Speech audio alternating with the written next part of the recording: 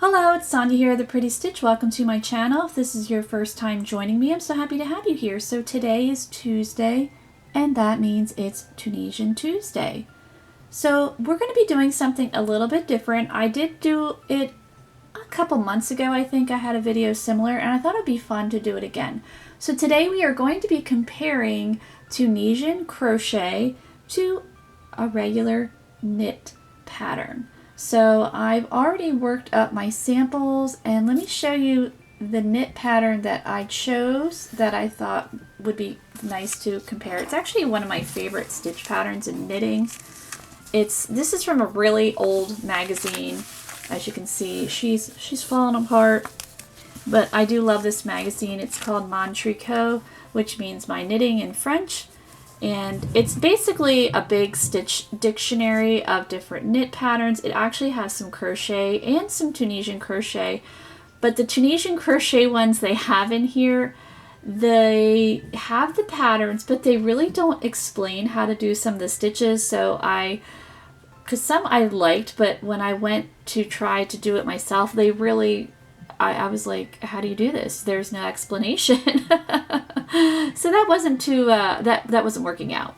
But I thought, well, let's look at some knitting patterns. So this is actually a favorite of mine. I've made a couple things like scarves. I have a hat pattern that uses this particular chevron lace stitch in knitting. I just like it because it gives a real pretty lacy effect, but it's really simple if you're not a super skilled knitter, which I would consider myself to be not a super skilled knitter. And the directions actually translate really well with Tunisian crochet. So I did actually use this hook for the Tunisian crochet version. This is my H hook or 5mm hook. And then my knitting needles, I'm not sure of the size. These are the double points that I used, and they are slightly smaller than the H, as you can see. They're close, but this is definitely a little bit larger. So let me get my knit sample here. So here we go. So here is the knit sample that I made, and this is worsted weight yarn, or number 4. I don't know the brand. It actually feels very similar to Hobby Lobby. I love this yarn, so it could be that. Somebody gave it to me and they didn't have a label on it. So as you can see, looking at the picture, and here's my swatch, you know, it looks pretty bang on there. So then I made the Tunisian one, and I did similar repeats with the Tunisian one versus the knit one. So here we go. So here is the Tunisian one, and I do really like how this stitch turned out. I think it's really cool, but as you can see, definitely a difference. You know, if you look at this picture, so up here, here's the picture, the photo, and then this guy really doesn't look anything like it. But it is still a very fun stitch. So I think the next Tuesday, so not today, but the following Tuesday, I'm going to feature this stitch on there because I do really think the stitch looks really neat in Tunisian crochet. It just doesn't look like this one.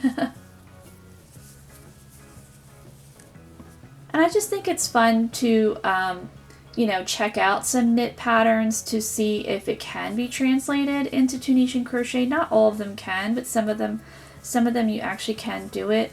So I think it's fun to do that and just to come up with different stitch patterns than the usual ones that you see. And this also is worsted weight yarn number 4 as well. So you can definitely see the difference, the knit versus the Tunisian crochet. And it's not to say that one is better than the other. There's often the knit crochet wars or the knit Tunisian crochet wars. They're both awesome. They're both great in their own right. And I think it just depends on what you want to make. Obviously, if you really want more of a lacy, lightweight project, you know, knitting might be the way to go, versus if you want something that's a little bit denser, has a little bit more warmth, that's a little bit more opaque, then Tunisian crochet might be the way to go.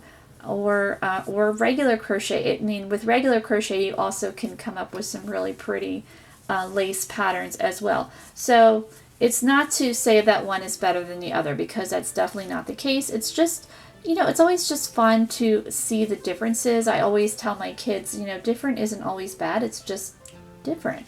And that's how it is in this case. You know, they're different, but one is not better than the other. They're both pretty great. Like, I love this pattern. Like I said, this is a favorite lace stitch pattern that I've incorporated into many knitting projects because it's easy, but I think it's also super pretty. And I think this looks pretty awesome. I really actually like how this turned out. I think it looks really fun. So I will be featuring this the following week, but I just wanted to, you know, compare the two just to see how the Tunisian one would stitch up. So I hope this video was interesting and maybe a little bit informative for you, just looking at the differences of regular knitting versus Tunisian crochet. And if you did like this video, please like and subscribe, and thank you so much for watching.